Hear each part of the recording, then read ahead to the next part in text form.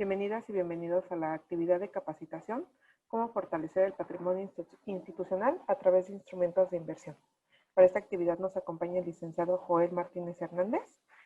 Para dar inicio con la actividad les pedimos por favor mantengan sus micrófonos apagados y consideren su mente al encender sus cámaras.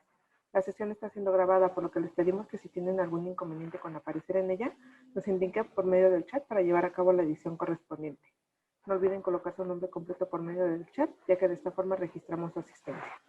Le damos la bienvenida al licenciado Joel. Él es licenciado en Economía, es director general de Visor Financiero, es una consultoría independiente. De igual forma es autor de la columna semanal en El Dinero, en la sección de negocios del diario Reforma, desde 1999 a la fecha, y comentarista de finanzas del matutino W Radio. Licenciado Joel, muchas gracias por acompañarnos. Le cedo la palabra y el uso de la pantalla. Ahí está. Sí, ya la podemos ver. Ok. Miren, la plática va muy encaminada a que tenga un comentario coloquial lo más acercado o lo menos técnico posible, sin que ello le quite calidad. Particularmente,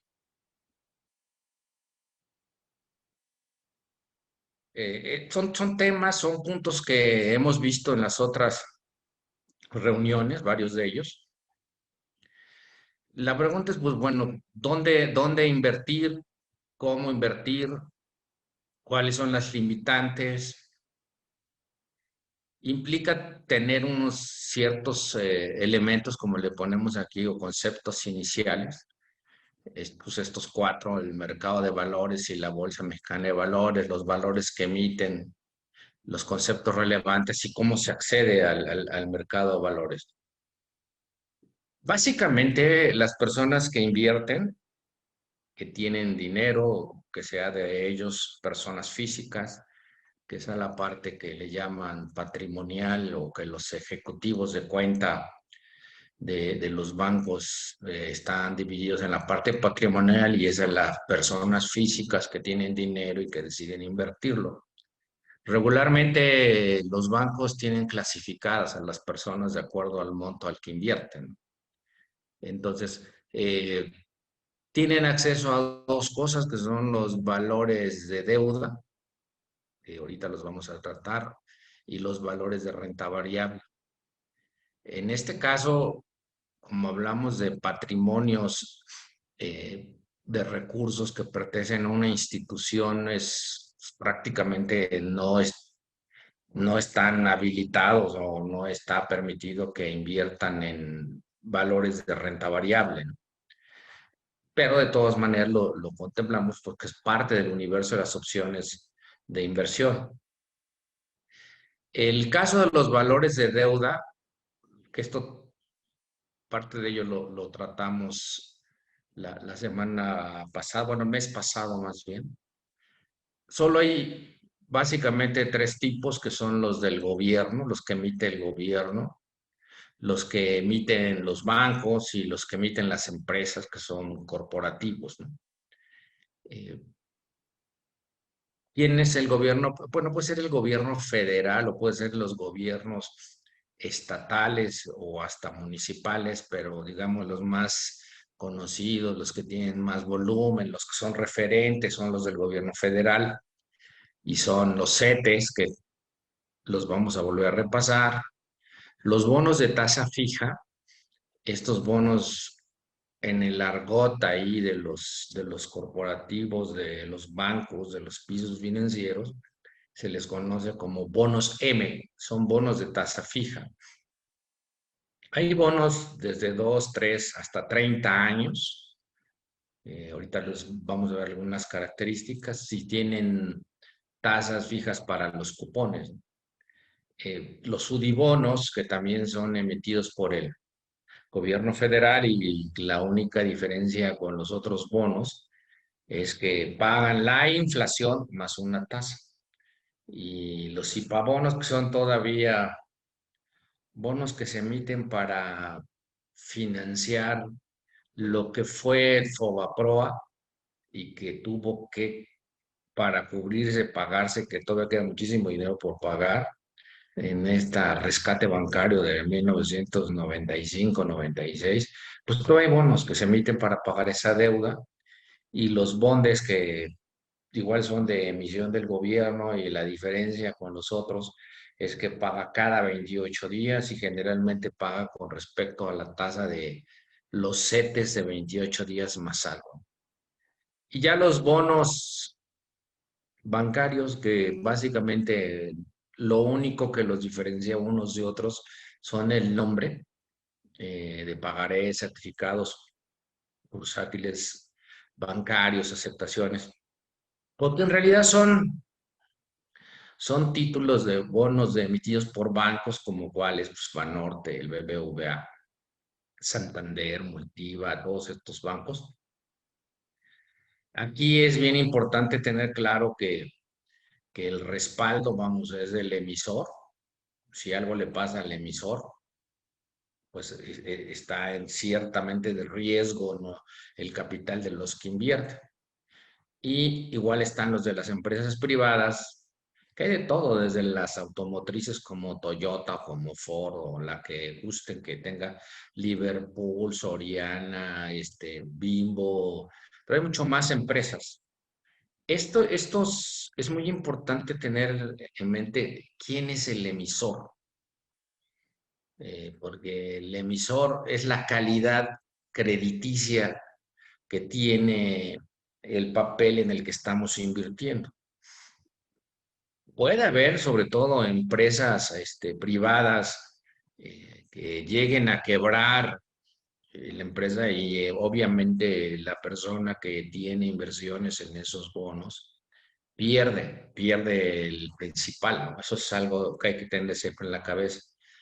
No estamos hablando de los certificados de depósito bancario, es decir, cuando uno va a un banco y contrata un pagaré de 28 días o contrata un certificado de depósito, de estos directamente, porque ahí sí hay una garantía que es el seguro bancario, que debe de ser por ahí de los 3 millones de pesos. Si no mal recuerdo, se va actualizando, va creciendo. ¿Qué quiere decir? Que si el banco quiebra, que ha pasado con los banquitos chiquitos, hay una institución gubernamental que recopila ingresos y que asegura o que le paga a los depositantes, como los que menciono, su dinero, ¿no? Siempre y cuando sea menos de 3 millones de pesos. Eso es importante. A los que tienen más de 3 millones de pesos, pues nada más les paga el seguro bancario.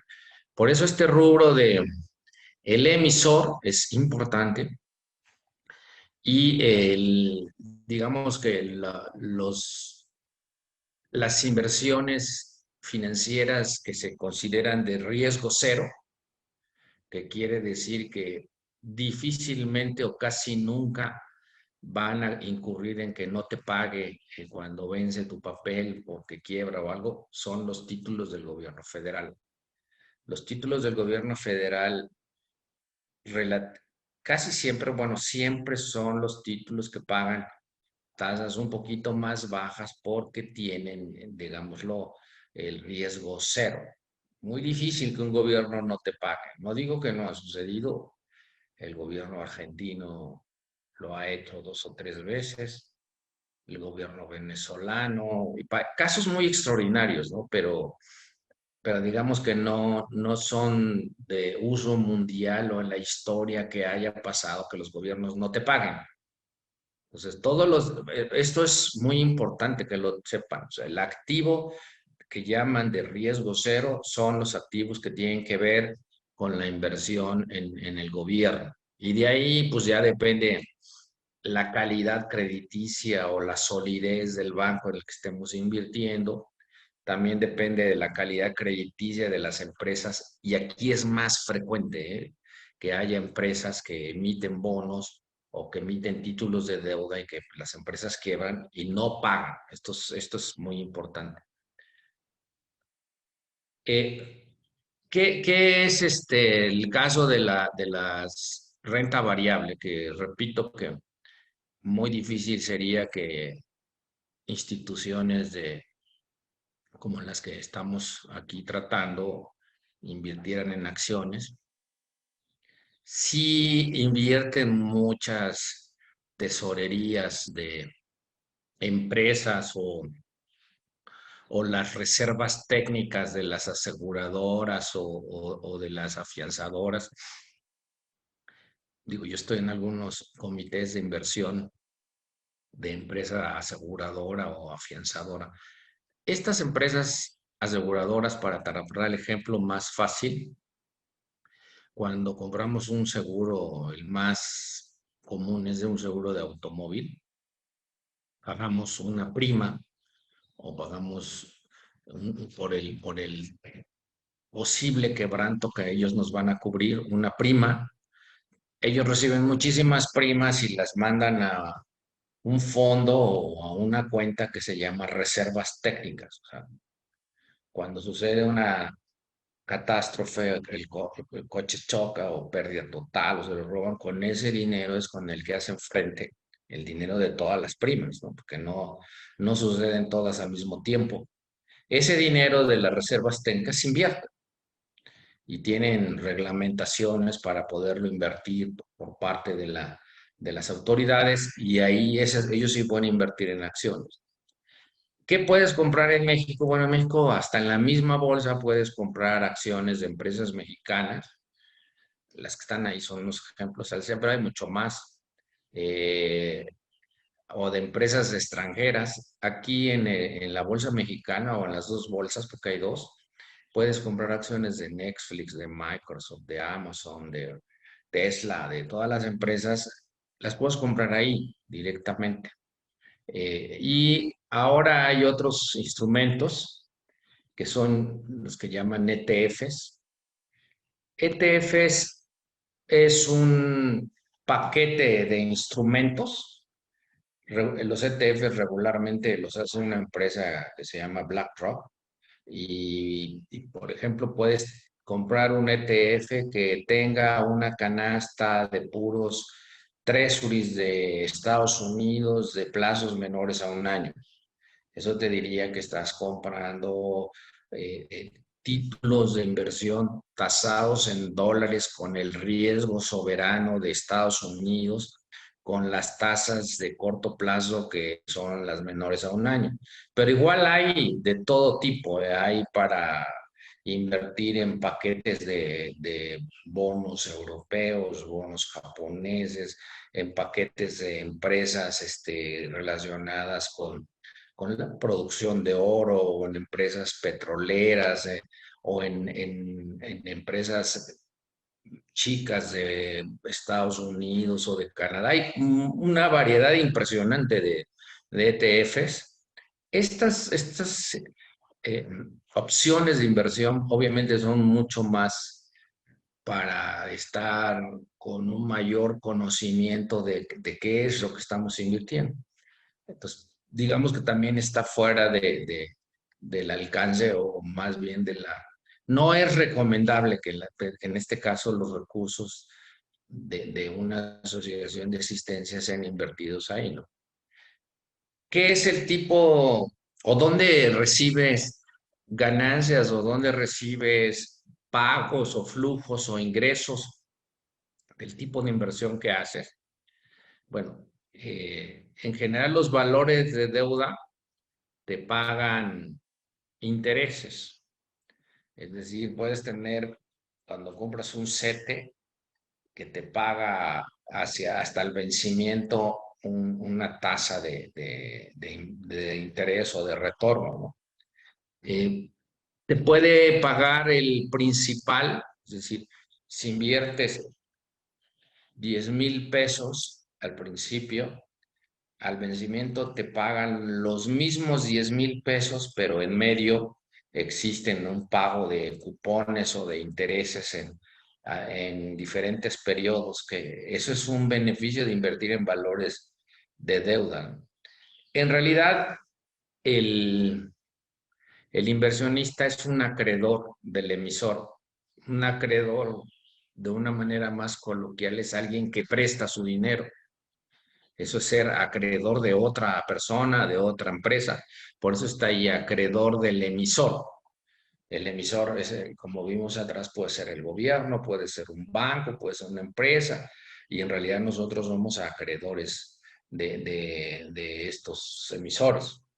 Regularmente, lo que está sujeto a una negociación en el caso de las inversiones es la tasa de interés, es cuánto me va a pagar por la tasa de interés.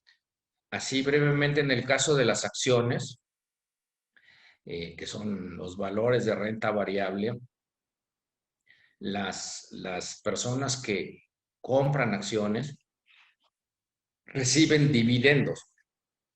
Los dividendos, que son básicamente las utilidades de la empresa. Las empresas,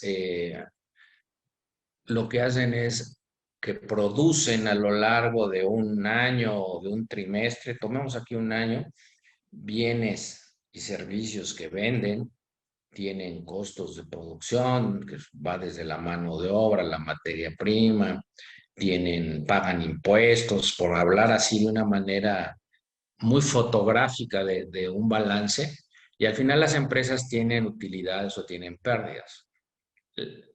Dejémonos en que la mayoría, al menos de las que se pueden comprar, tienen utilidades.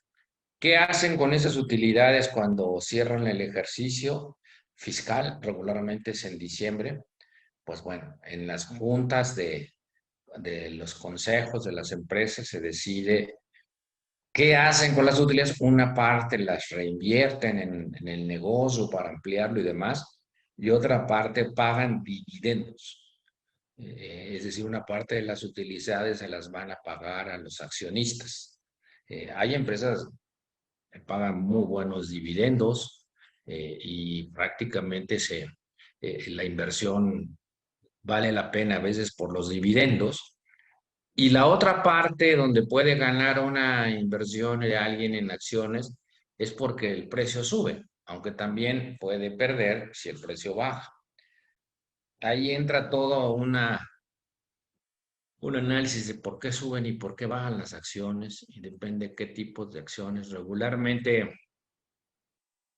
suben porque los analistas o los inversionistas visualizan que la empresa va subiendo sus volúmenes de negocio, sus volúmenes de ingreso, y o sea que va vendiendo más y que puede obtener utilidades elevadas, y eso es lo que hace subir las acciones, ¿no? Hay una historia de cada una de las empresas, ¿no? Cuando la persona que es accionista recibe el dinero, pues lo recibe cuando le pagan un dividendo, o lo recibe cuando vende las acciones, ¿no? Si las acciones suben y suben 10, 15, 20, o en el caso, como ha pasado con acciones de Tesla, con acciones de Apple, con acciones de Amazon, con acciones de estas que son tecnológicas, que han venido a revolucionar todo el mercado del mundo, pues vendes, y ahí es donde prácticamente recibes el diferencial de precios, ¿no? Que aquí es bien importante que el dueño de una acción, el que compra una acción, es socio de la empresa, en la proporción, aunque sea chiquitita, que tenga de sus acciones. Esto hay que tenerlo en la cabeza, son socios participativos, tienes una parte de la empresa. Por supuesto que no una parte significativa, pero una parte. Entonces, es como darnos cuenta que si compras deuda, bueno, pues compras deuda que te paga intereses, que te los paga de una manera específica, que puede ser, o sea, que ya sabes cuando inviertes en ellos, cada cuándo te los va a pagar, y que te regresa el principal cuando vence. Y un punto muy importante es que la calidad del crediticia de lo que inviertes tiene que ver con el emisor, y bien diferente al mercado accionario, ¿no? Ese es lo que podríamos decir. Ahora, hay varios, usan un término coloquial que recuerdo las clases de econometría cuando hacían los modelos matemáticos, nos decían que eran qué supuestos o cuál bajo le vas a poner o qué asegúnes o qué restricciones tiene, en este caso, cuando hacían los modelos, en este caso, para poder tener acceso a las opciones que vimos, que son las acciones, que son los CTFs, que son los títulos de deuda, etcétera. Compras, si hay una compra en directo, le llaman, es decir, que tú con una cuenta que tienes en el banco, para que puedas tener acceso a poder comprar ese tipo de bienes en directo, necesitas que tengas lo que está ahí en el bullet rojo, un mínimo, un mínimo de inversión. Esto es bien importante porque, pues a lo mejor uno diría, bueno, yo quiero comprar acciones de Netflix y quiero comprar acciones y quiero comprar CETES y quiero comprar bonos. Bueno, vas a un banco, abres una cuenta, te piden un mínimo. O sea, cuando tú ya tienes para tener acceso a inversiones de manera directa, pues los mínimos que piden las bancas, bueno, la banca patrimonial es muy alto. Esto es cierto.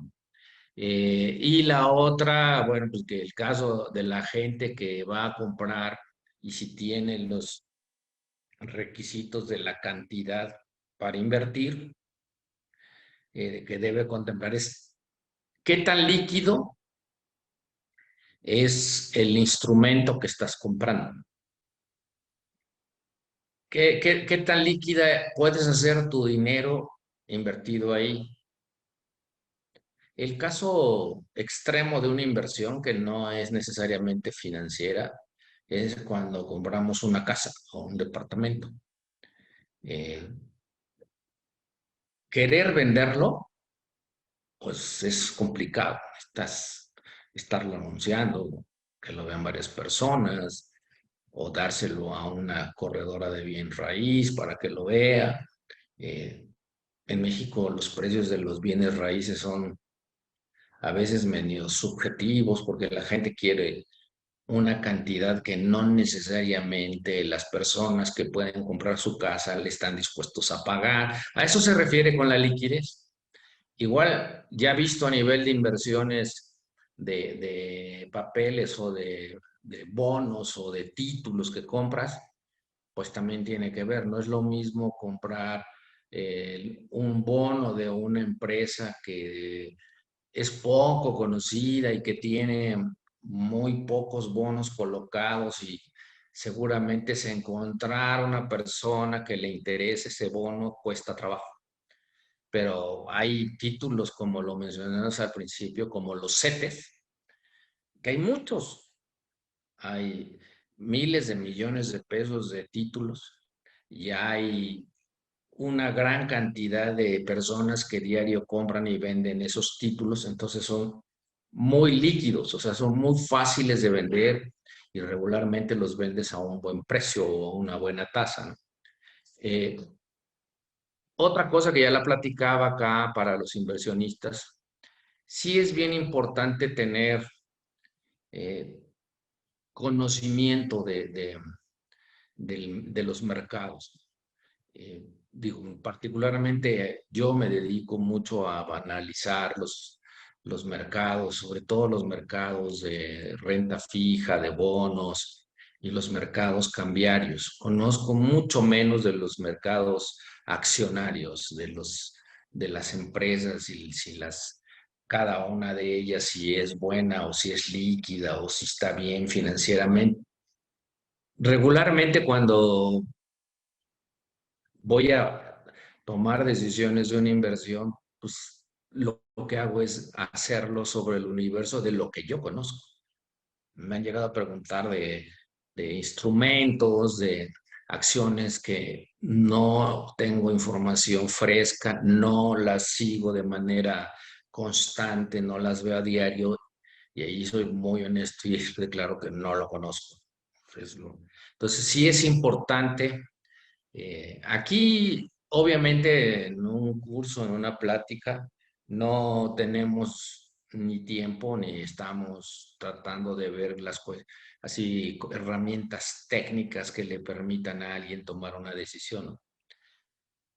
Lo más sencillo a veces son los fondos de inversión, que fue lo que platicamos hace un mes, ¿no?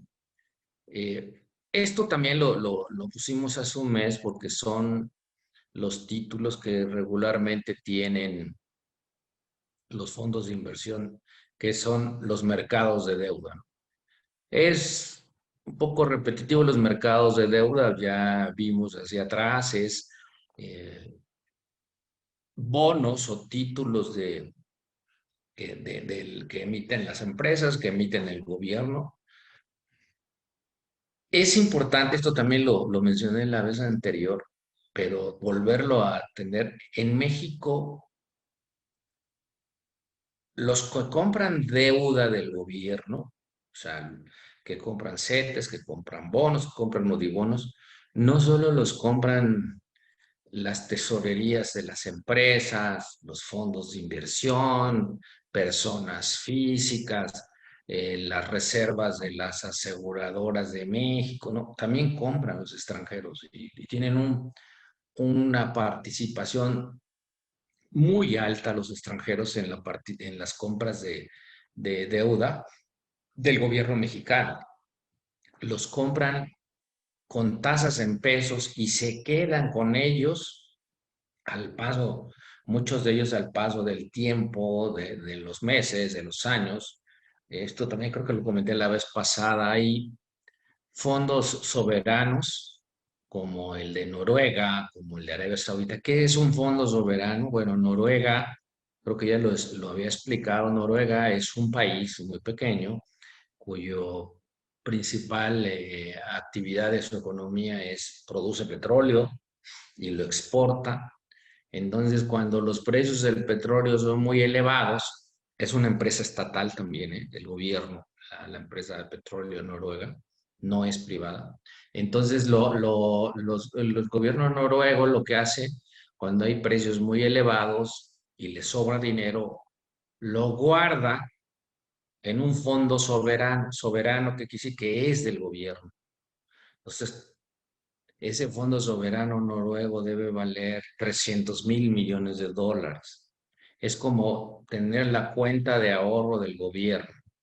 Y obviamente ese dinero le da un respaldo al gobierno porque en caso de que tenga una emergencia o que quiera tener un gasto mayor del gobierno, pues utilice esos recursos. Ahora, esos recursos, esos fondos soberanos noruego, que también hay el fondo de Arabia Saudita y de varios países, no invierte en nada más en su país, invierte en acciones, en bonos de todo el mundo. Bueno, este fondo noruego es uno de los principales compradores de bonos en pesos mexicanos. Es un gran comprador de bonos mexicanos.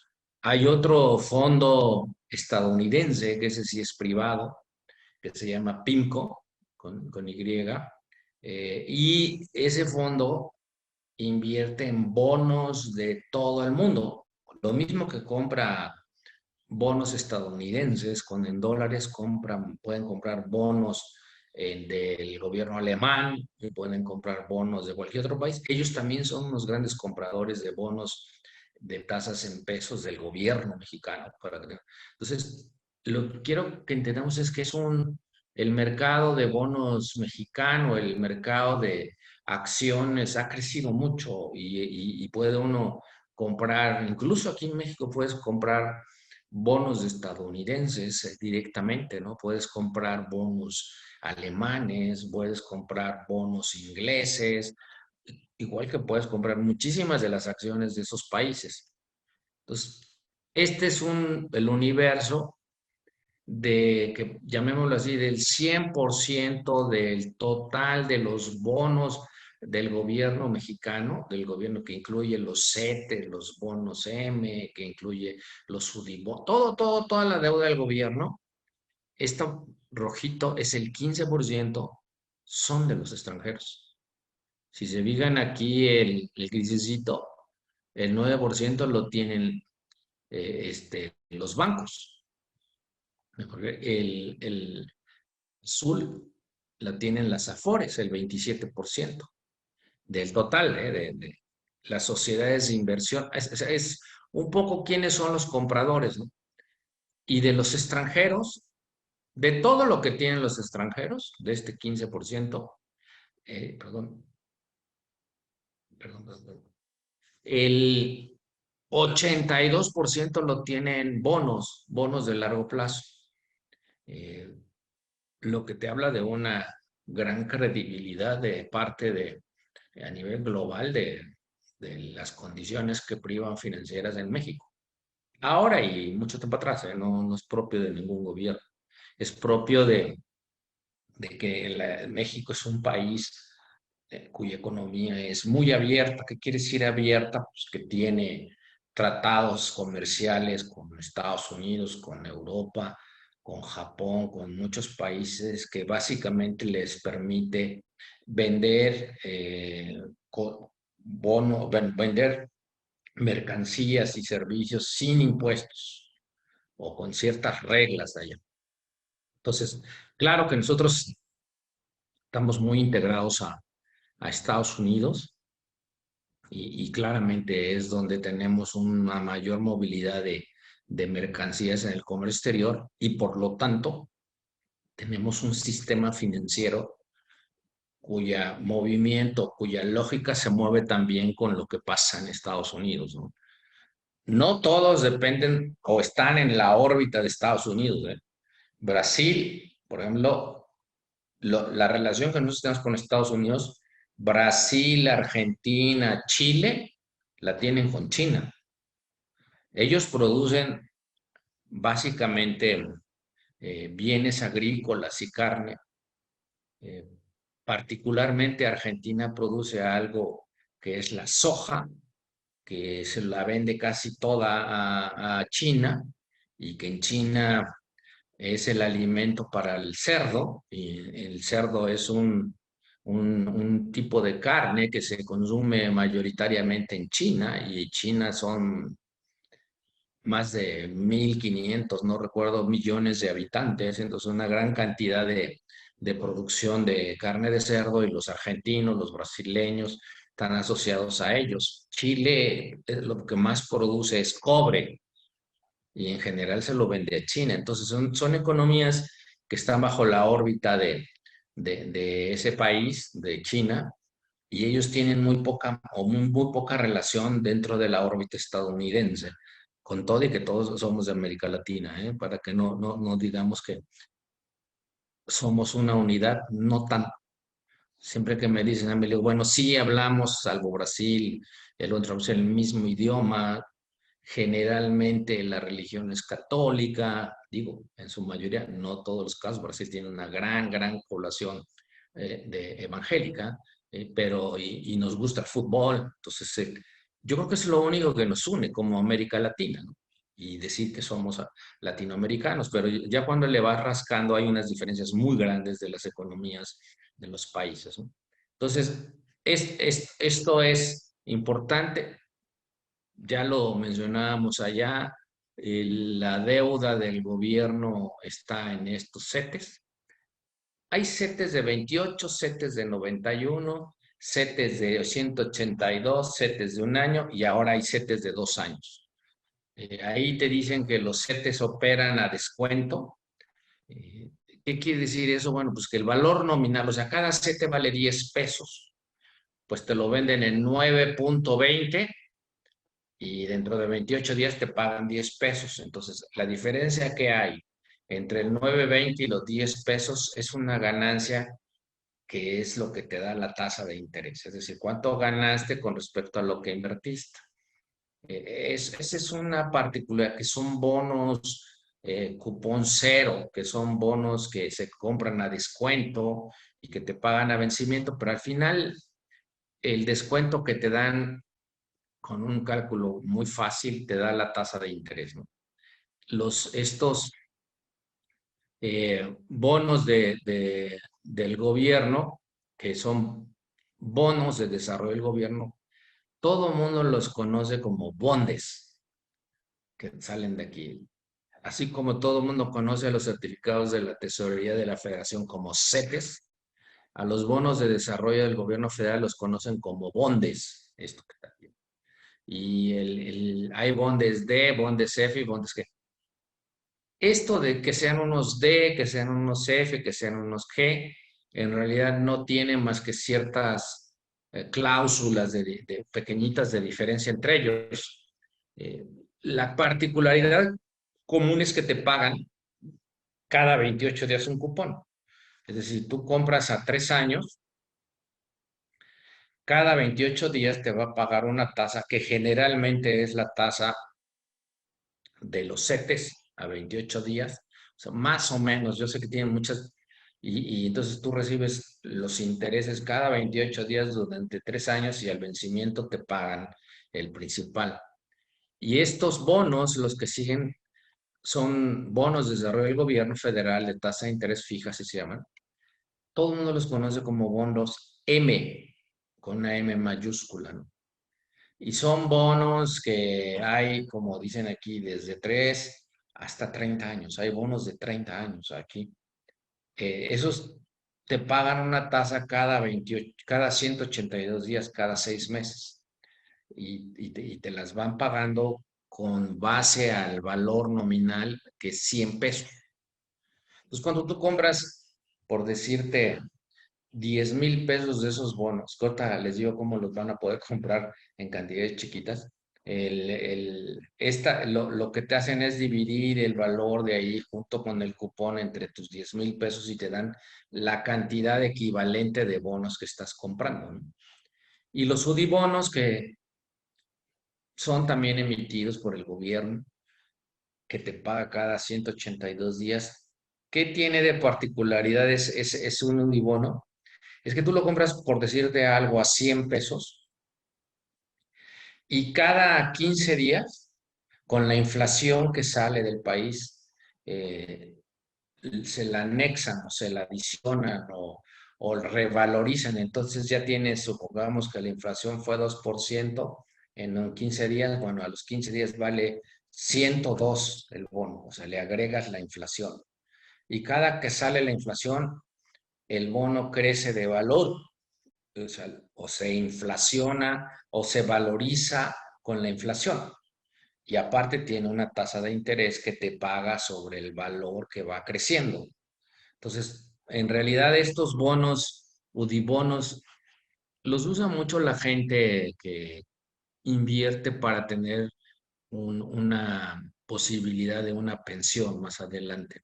De hecho, todos los fondos de pensiones, tanto las Afores, que son eso, como los fondos de pensiones que nos venden ahí o que si les han llegado a ofrecer privados, es decir, que vamos ahorrando ahí y cuando tenemos 60 años o en 20 años o en un número determinado de años, nos aseguran una mensualidad como una pensión por un número determinado de años. La mayoría de ellos invierten en este tipo de papeles, es decir, no se complican la vida, o sea, lo que hacen es invertir en bonos que te pagan la inflación más algo. Pues mucha gente, me ha tocado ver casos que tiene un dinero determinado, entonces diciendo, ¿y qué hago para que mi dinero no me lo gaste? Entonces la recomendación es compra estos bonos, UDI bonos, y solo gástate los intereses, porque el principal va creciendo, entonces el principal va siempre teniendo más y más dinero con base a la inflación, entonces siempre tienes la misma cantidad inflacionada, entonces nada más te estás gastando los intereses. Es un poco la característica de estos bonos.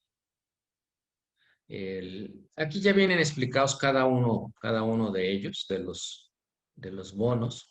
De, que son bonos cupón cero, que ya expliqué que básicamente es que valen 10 pesos, te los venden a 9.20 y te los pagan a vencimiento a los 10 pesos. Entonces, toda la ganancia que hay entre 9.20 y 10 es la ganancia de capital y que se convierte en una tasa de interés. Eso es lo que, lo que realmente dice. Los bonos M, que estaba hablando allá, que pagan cada 6 meses, en realidad son un esquema de flujos. Estas rayitas, cuando le dan a uno clases de matemáticas financieras, o da uno clases, que es ya mi caso, en realidad la gente, para empezarles a explicar el concepto del bono, le pone uno estos diagramas de flujos, ¿no?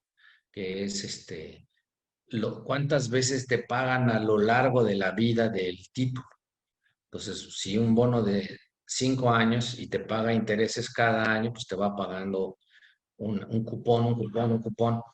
Y de ahí viene toda la parte financiera de cómo calcular los valores de los cupones, que aquí no es el caso, ¿no? Entonces, lo que quiero que me quedemos con el concepto es que son bonos que, si tú estás pensando, pues te va dando un flujo o un pago y al final te da el valor total de lo que invertiste.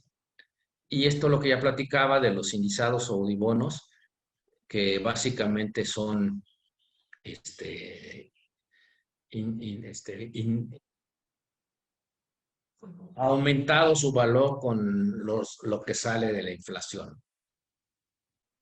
Aquí me interesa mucho que tengamos, generalmente, cuando no tenemos el dinero suficiente para poder comprar los títulos, que sean CETES, que sean bonos, sean mudibonos, existe una modalidad de inversión que es muy frecuente cuando manejamos inversiones de una tesorería y tenemos dinero invertido en un portafolio que nos tenemos las cuentas en uno o dos bancos que son con los que tenemos el dinero y compramos, si están en nuestro estado de cuenta o en el estado de cuenta de la empresa, los títulos.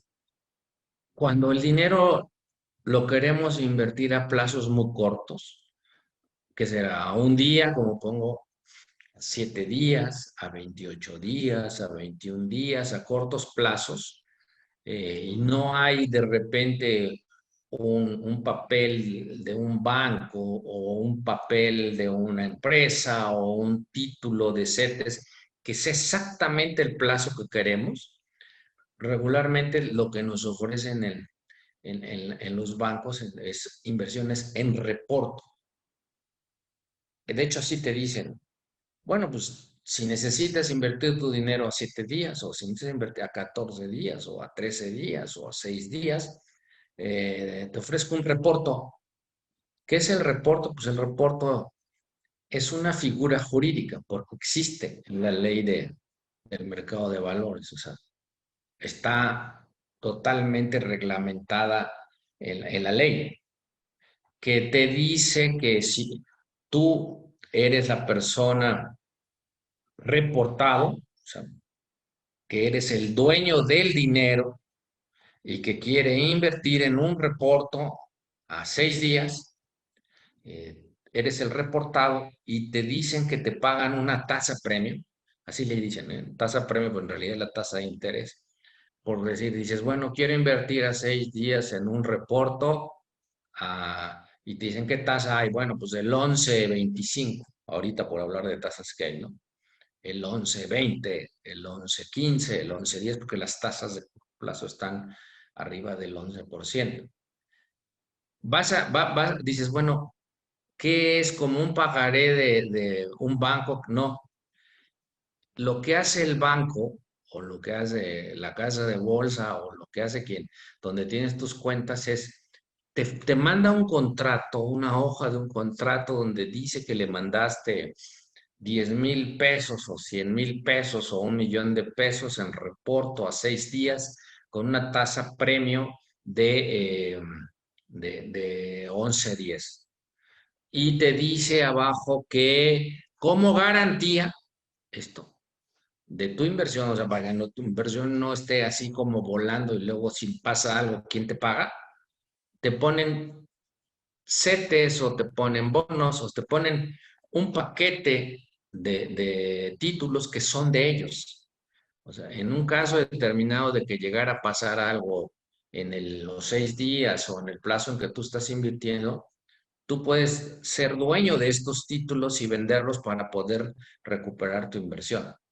O sea, es una figura jurídica que invierte, es una inversión que se llama así reporto, hay un reportado y un reportador, que son el reportado, el dueño del dinero, y el reportador, la persona que te toma el dinero y te deja como garantía los títulos. Esta es una figura muy común en las inversiones.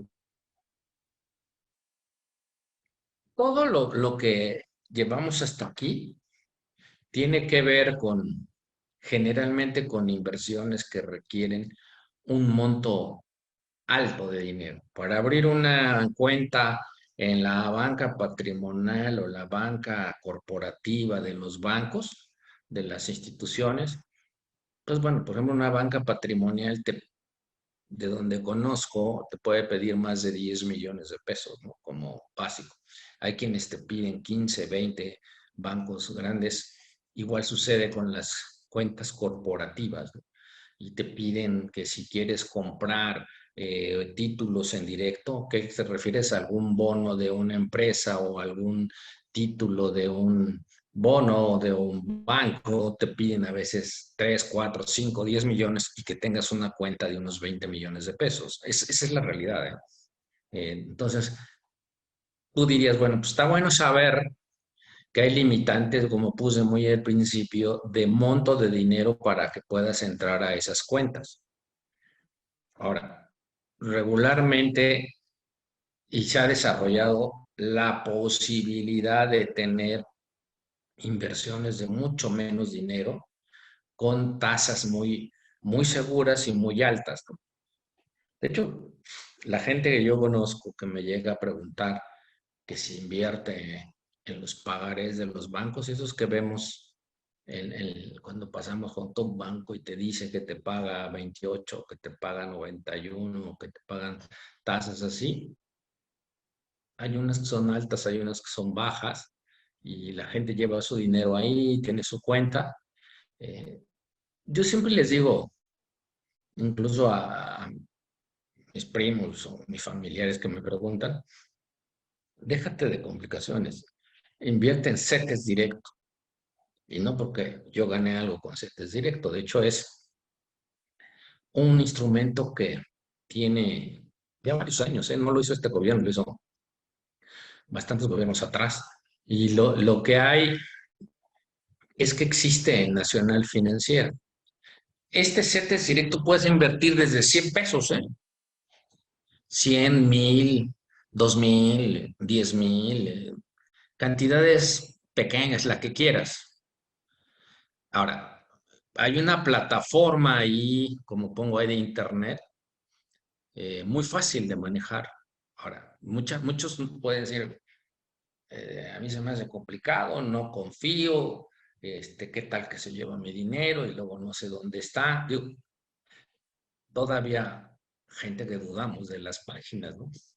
Yo obviamente hago cosas con las plataformas bancarias, pero tiene unos ciertos candados de seguridad y ciertos todavía miedos.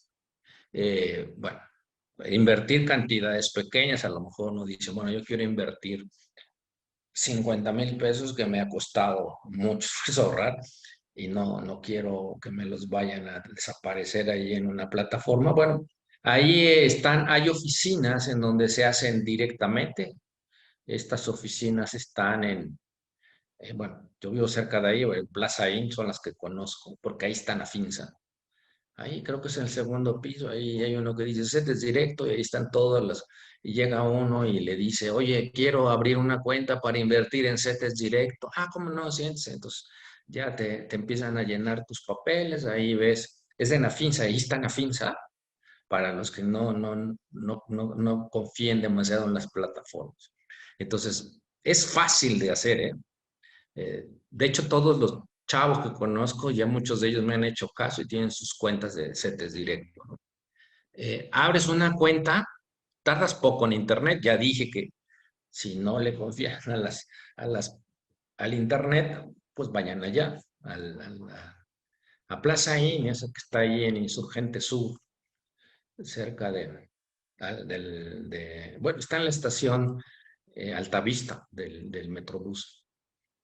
Ahí puedes abrir una cuenta y puedes invertir desde 100 pesos, puedes invertir 100 pesos y el máximo que te permiten invertir, aquí hay un máximo, 10 millones de pesos.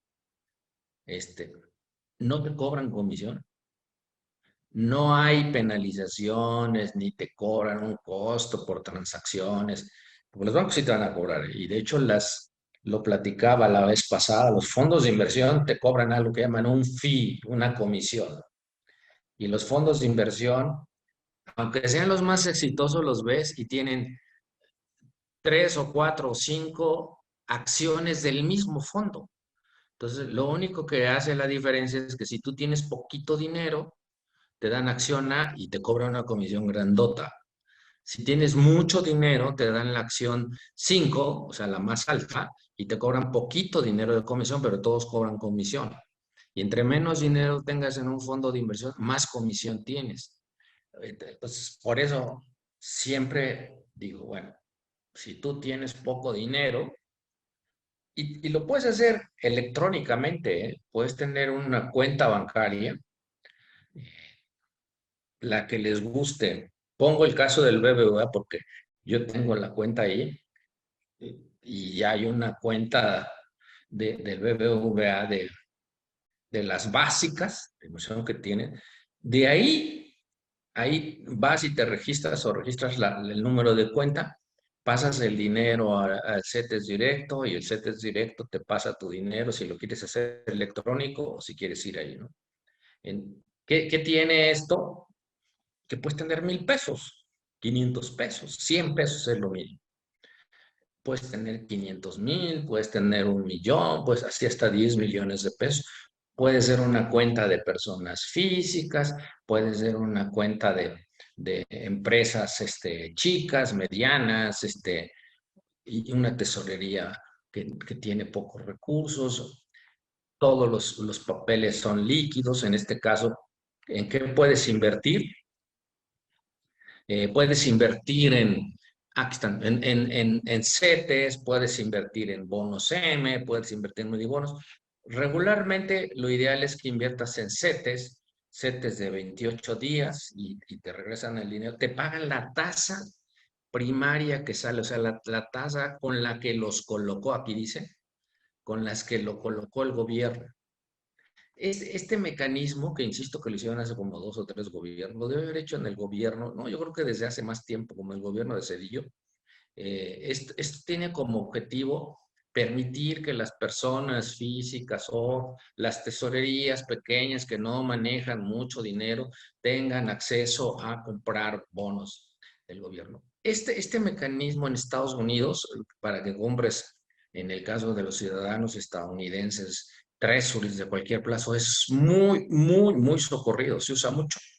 Entonces, cosa de que se metan a verlo, pero es una buena opción. Es bueno saber todo lo que está atrás, pero si no hay muchos recursos para manejar, es bueno saber que existe esto. Eh, yo digo, o sea, ya si tiene uno en la cabeza, pues puedo invertir en deuda, puedo invertir en acciones, o cuando menos sé que son esos. Puedo, de los de la deuda, ya sabemos que hay de privados, bancarios, del gobierno, ya sabemos que la deuda del gobierno es la deuda considerada de riesgo cero, porque es muy difícil o casi imposible que no te pague. Como puse ejemplos, ha habido en la historia gobiernos que no han pagado, entonces, pero no son muy frecuentes o más bien raros.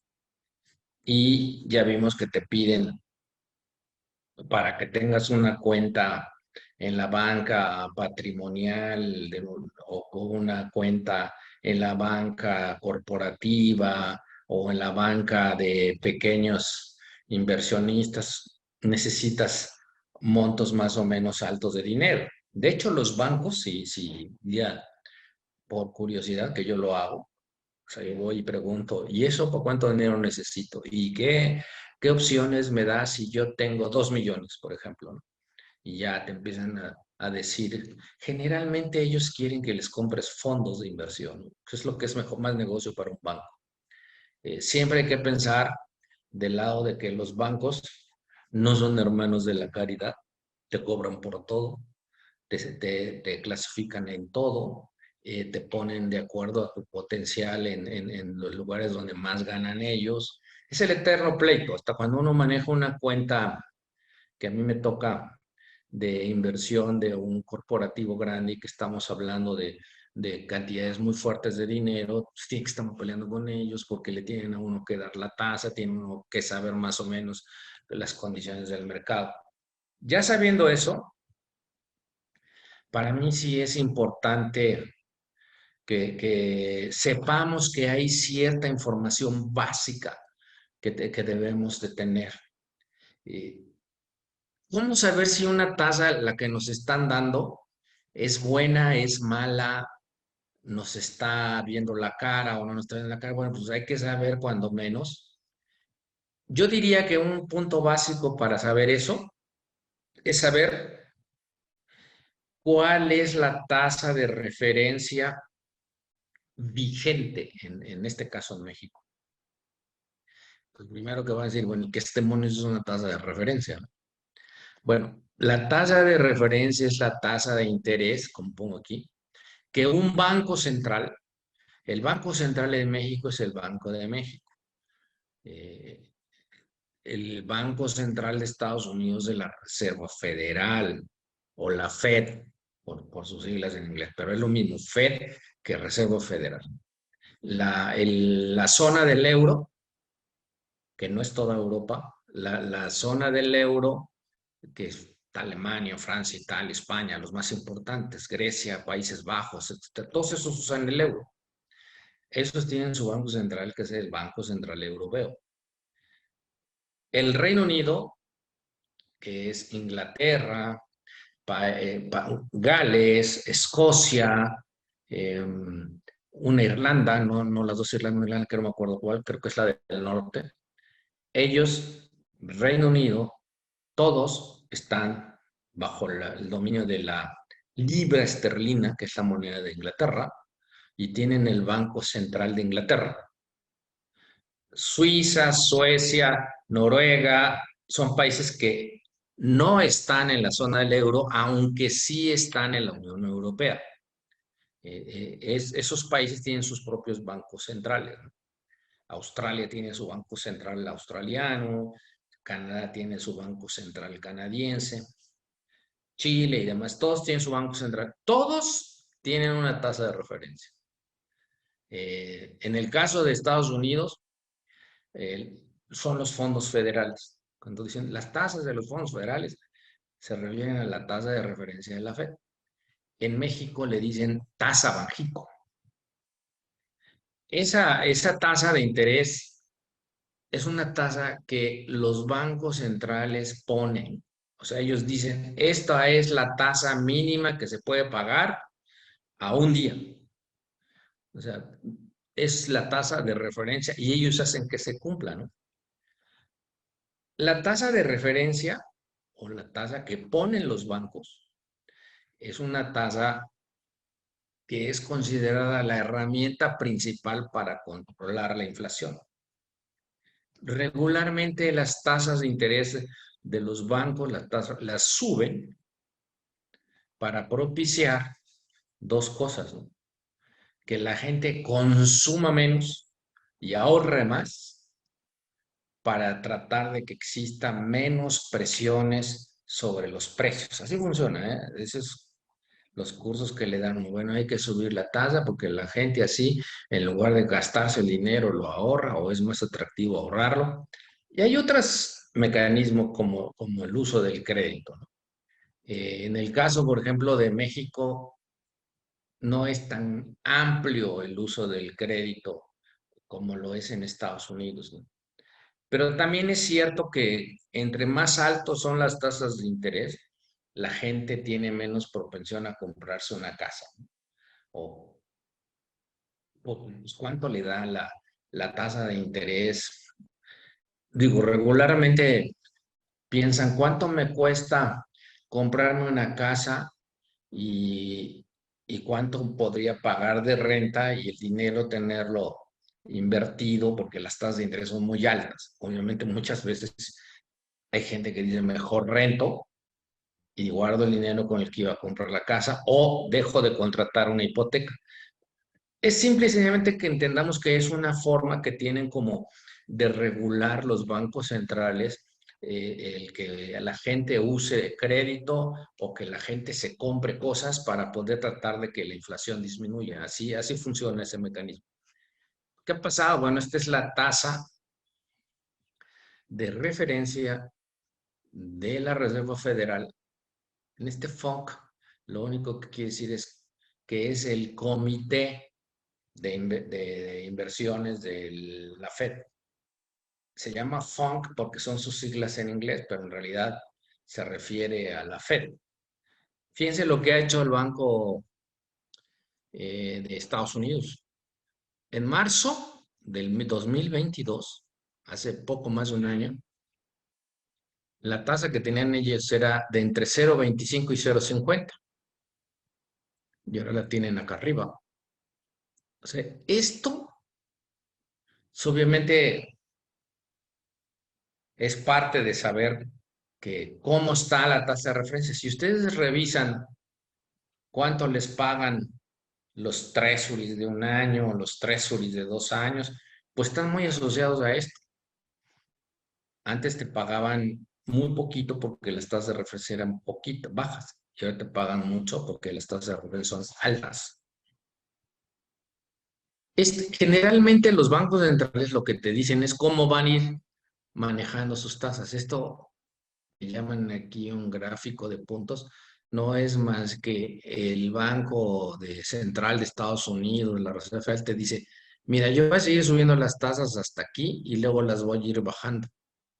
Te da una especie de guía, pero sí es fácil encontrar si uno mete en el Google cuál es la tasa de referencia o cuál es la tasa de los fondos federales en Estados Unidos y te dice. Y en el caso de Banjico, pues te metes a la página de Banjico y ahí sale, ¿no? Si se fijan, está muy asociado que sea una tasa alta o que sea una tasa baja con la inflación. Esta es la inflación de Estados Unidos, la inflación general. La inflación de Estados Unidos llegó a 9 en Estados Unidos en el año pasado. Entonces, pues, justo el año pasado cuando empezó a subir las tasas. Ahora ya va bajando y todavía ha estado subiendo porque no considera que existen los suficientes restricciones o diferentes amarres, por llamarle, para que la inflación siga bajando. ¿A dónde la quiere bajar? Bueno, ellos siempre han tenido, si se fijan, inflaciones alrededor del 2%. Entonces, ¿qué quiere? Que de manera sólida caiga aquí en el 2%. Entonces, así sucede en todos lados. Vean el Reino Unido, que les decía que son un conjunto de países que se guían con el Banco Central de Inglaterra y que usan la libra esterlina. Es igualito.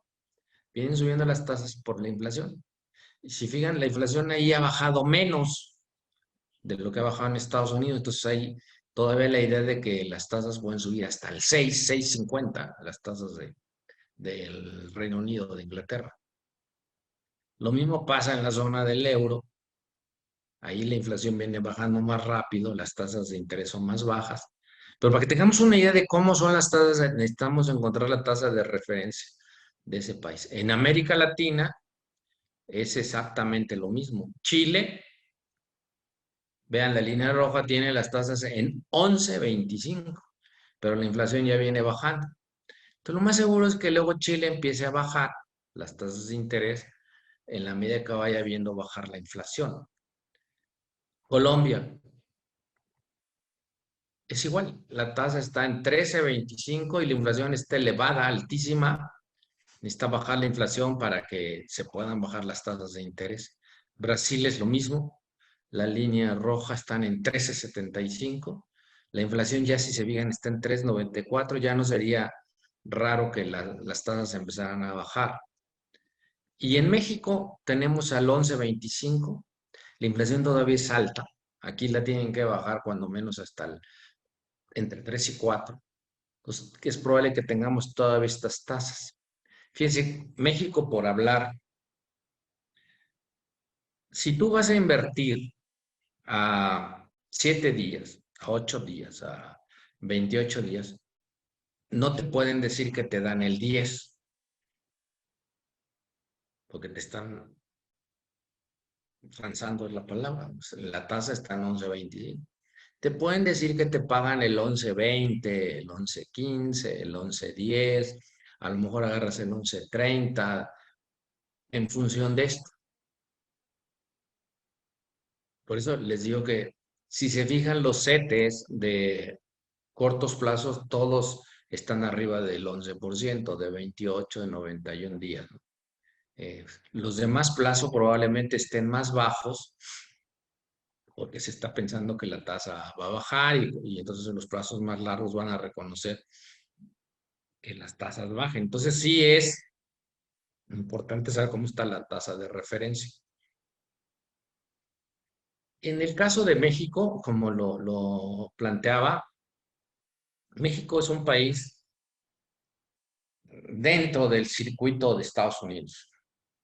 Y se acuerdan de mí, dentro de 5, de 10, 20 años, México estará mucho más integrado a Estados Unidos y Canadá. Somos un bloque que tiene un tratado de libre comercio. Estados Unidos tiene como prioridad, esto también lo platicaba, salirse de todo lo que pueda de China, no quiere más riesgos sociopolíticos allá en China y se está trayendo todo lo que puede producirse a Estados Unidos y a México. Eso es lo que le llaman el nearshoring en inglés y que en español es la relocalización. Entonces vamos a tener al rato empresas que ya nota fue la de Tesla que se va a instaurar en Monterrey, pero al rato van a ser una gran cantidad grande de empresas que se van a instalar en el norte, en el centro, en el Bajío. Eh, hay, hay un estudio, si alguien lo quiere, que sacó Banorte hace como unos 3 días, muy bueno de lo que es el nearshoring en México y lo que esperan, un boom de crecimiento en México. Bueno, eso es en cuanto a que cada vez somos una economía parte del modelo de manufactura de Estados Unidos.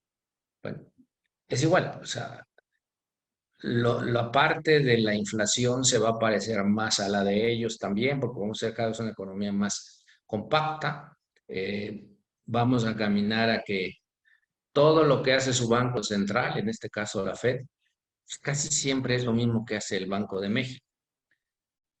Este es el caso. Vean, la verde es lo que hace la Reserva Federal. O sea, bajó sus tasas, las tenía, le subió la inflación y se va para arriba. Y es igual en México. Digo, a veces a una velocidad, uno empieza antes, otro después, pero en general siempre debemos tener una alta correlación con ellos. Es muy difícil que nos salgamos. No tenemos mucho que ver con el Banco Central Europeo, ni con el Banco de Inglaterra, ni con el Banco de Australia, ni con el Banco de Canadá, ni con el Banco de China. Esa es otra historia. Eh, Cada país tendrá una forma de integrarse. Entonces, de hecho, cada mes y medio, los bancos centrales tienen comunicados de política monetaria. Por ejemplo, la Fed tiene comunicados tuvo uno en junio, ahora tiene este el 26 de julio, el miércoles de la semana que entra y va a subir su tasa. México, si se fijan, siempre es muy pegadito a lo que hace Estados Unidos. Y es simple y sencillamente, siempre esperas a que pasen ellos, veas dónde se fueron o qué es lo que están haciendo o para dónde van y luego ya, aunque tú tienes que ver con características propias, pues también analizas lo que hicieron ellos y tomas la decisión de política monetaria de ellos. Entonces, para mí es muy, muy importante eh,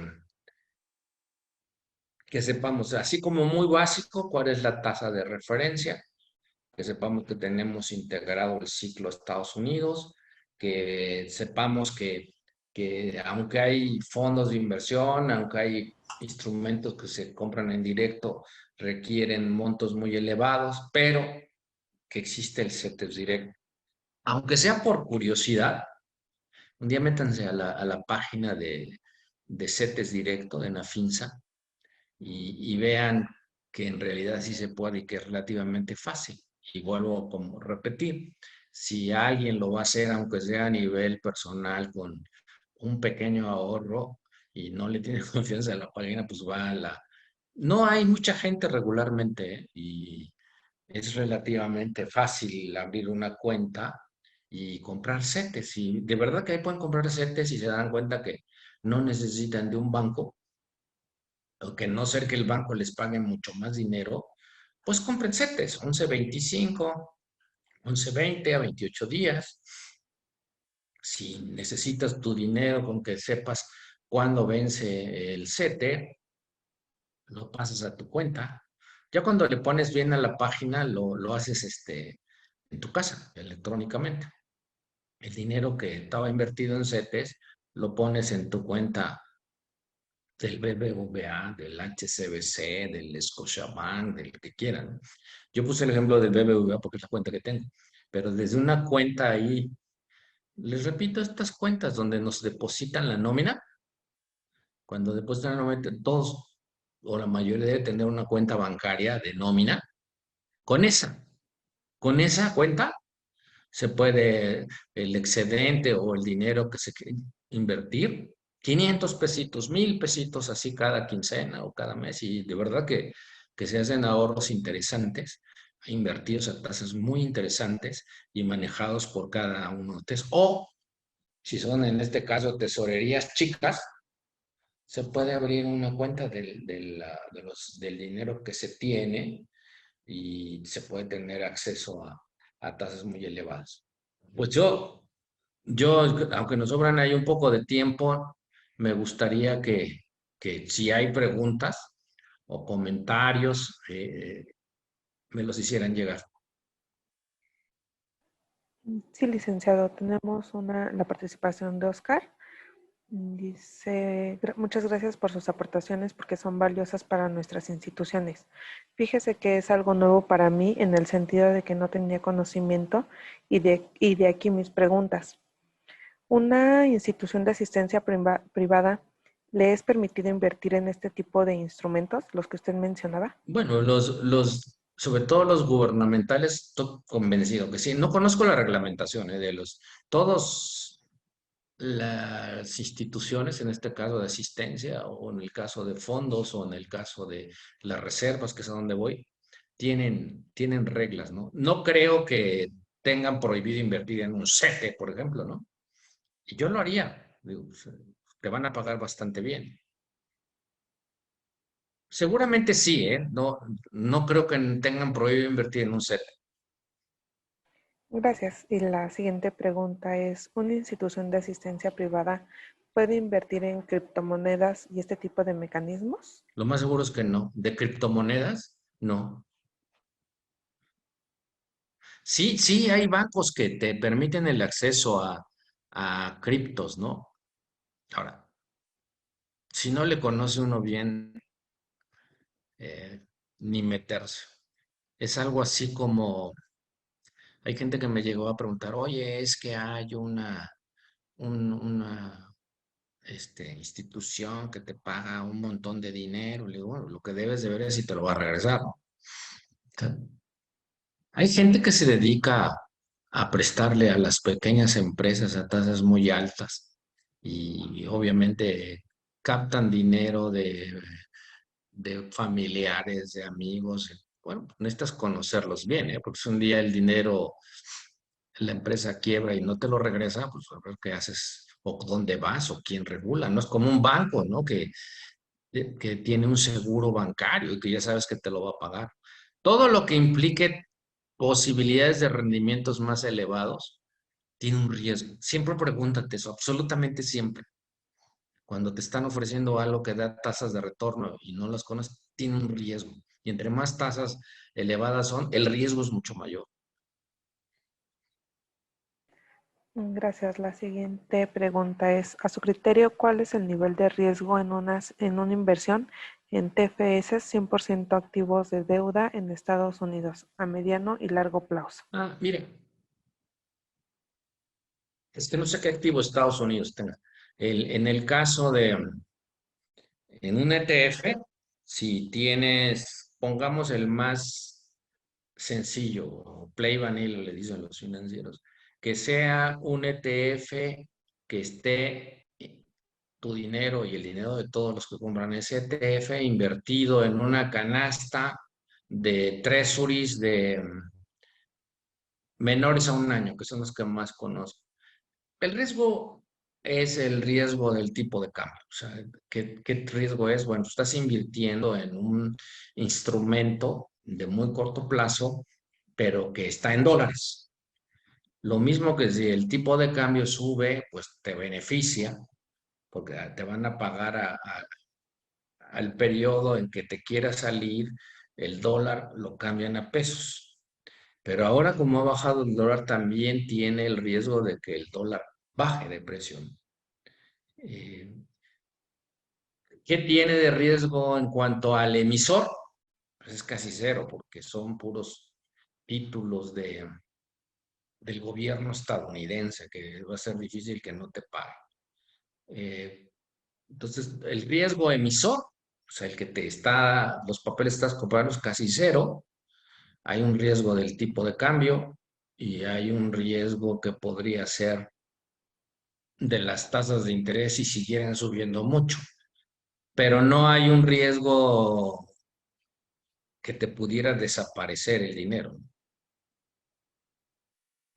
Gracias. La siguiente pregunta dice, ¿los rendimientos generan impuestos o algo así? Es decir, ¿se tiene que pagar algo adicional al recibir los rendimientos? Todos la inversión en acciones, la inversión en CETES, tienen impuestos. Hasta donde sé las asociaciones, estas de asistencia, no pagan impuestos. Esas, ¿eh? Esas en particular. Por ser asociación de asistencia, no pagan impuestos hasta donde entiendo, no pagan impuestos. Ahora, personas físicas, obviamente, si uno compra CETES, uno compra bonos, uno compra acciones, a la hora que se vence o que cobras los intereses o cobras la ganancia de capital o cobras los dividendos en el caso de una persona física, te retienen el 10% como siempre, y luego cuando haces tu declaración anual, te lo suman como un ingreso global en el año y con base a eso te calculan los impuestos sobre la renta. En el caso de las empresas debe ser algo parecido, ¿eh? Pero empresas privadas. En el caso de las asociaciones, donde se no pagan impuestos, pero porque su objetivo es otro, ¿no? La siguiente pregunta dice, ¿cuál es la normatividad para las instituciones de asistencia privada en temas de inversión? Y no la conozco. No la conozco. Debe estar ahí eh, fácilmente, es más, yo lo voy a pedir, pero debe de ser casi en instrumentos gubernamentales y debe estar en quizá de papeles privados con calificaciones muy altas. No creo que les permitan invertir en muchas cosas, ¿no? La siguiente pregunta dice, ¿lo de las criptomonedas aplica igual que en Forex, arbitrajes? Es decir, ¿tampoco es permitido invertir en estas? Yo no creo que te permitan invertir en criptos, ¿eh? Y yo no recomendaría que se invirtiera en criptos. Ahora, el Forex es otra cosa. Forex es una eh, plataforma que vía esa plataforma puedes comprar monedas, puedes comprar papeles, eh, tienes una cuenta bancaria de referencia o cuenta eje y puedes operar con esa plataforma, aunque te cobra comisiones, ¿eh?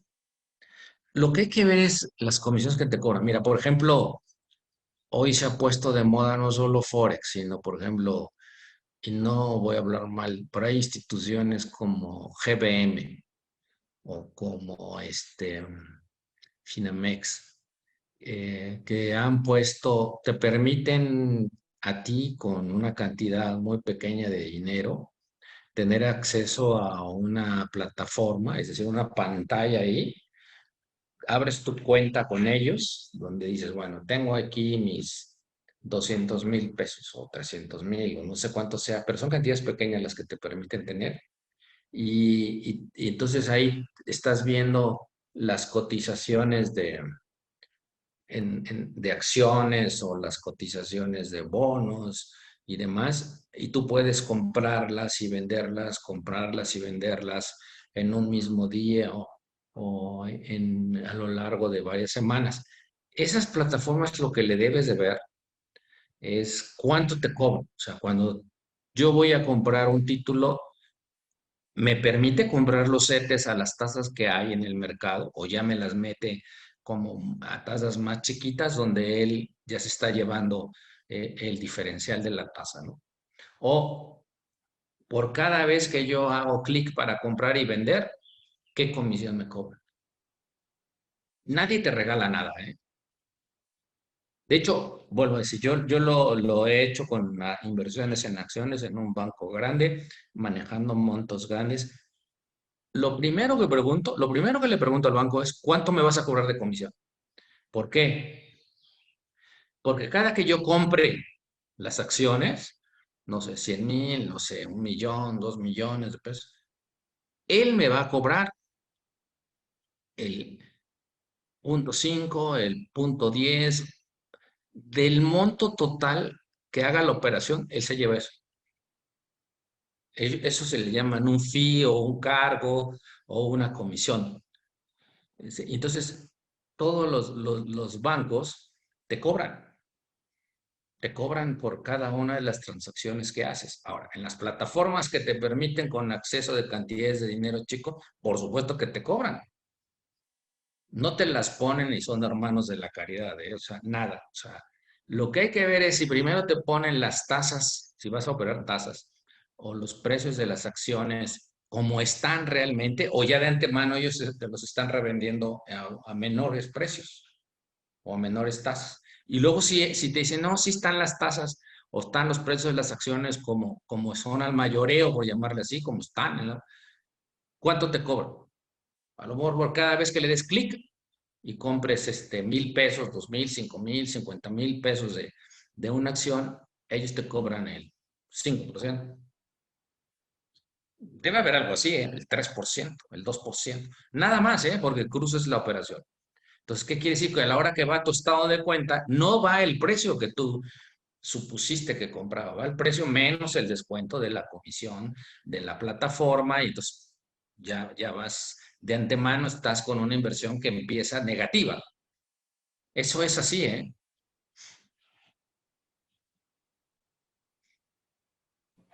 Gracias, licenciado. Son todas las preguntas, pero tenemos un comentario, una aportación de Sara. Ella nos comenta que la normatividad está establecida en la Ley de Instituciones de Asistencia Privada. Mm, Bueno, estos son todos los comentarios en el chat. perfecto. Gracias. Y cualquier cosa que quieran, les prometí que si quiere alguien leer un documento muy bueno de Banorte que hizo de investigación de lo que es el nearshoring en México, que viene un boom de eso en México, es de hace 3, 4 días que me lo pasaron, muy bueno, lo voy a hacer llegar, o cualquier otra consulta, dudas, si abren, o cómo les va, si abren en CETES directo, una plataforma y demás, para que lo podamos comentar.